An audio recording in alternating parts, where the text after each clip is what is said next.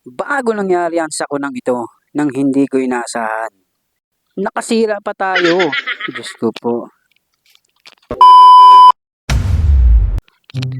Iyon. Ito nga pala si Kuya Joseph, ano? Masaya pa kami dito habang kinukuhanan ko sila mag-video. Napakagaling nga nilang magkamada dito mga kasupremo. Pero hindi ko sila mapapantayan pagdating sa kamadahan. Ako, marunong lang ako mag-forklift pero hindi ako kagaya nila. Sila kasi napakahusay na. So ang trabaho ko lang talaga dito is magbaba ng materyales tapos sila yung magkakamada. Sobrang hanga ko talaga dito sa mga to. Hindi talaga biro magtrabaho ang mga forklift driver mga kasupremo.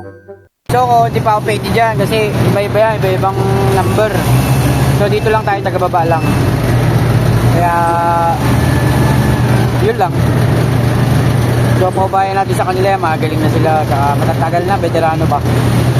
Tayo baguhan pa lang tayo.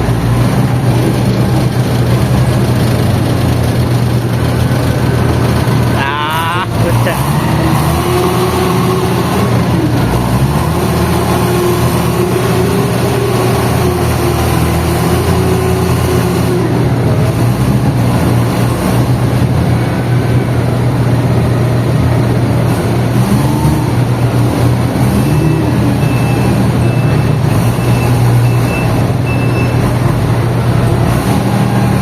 Nakakoblan si boss po, Joseph.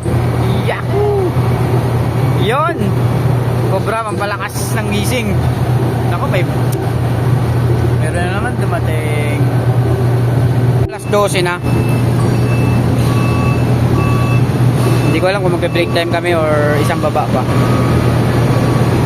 Yun, what's up mga kasupremo. So third vessel natin. So malas talaga ako mga kasupremo.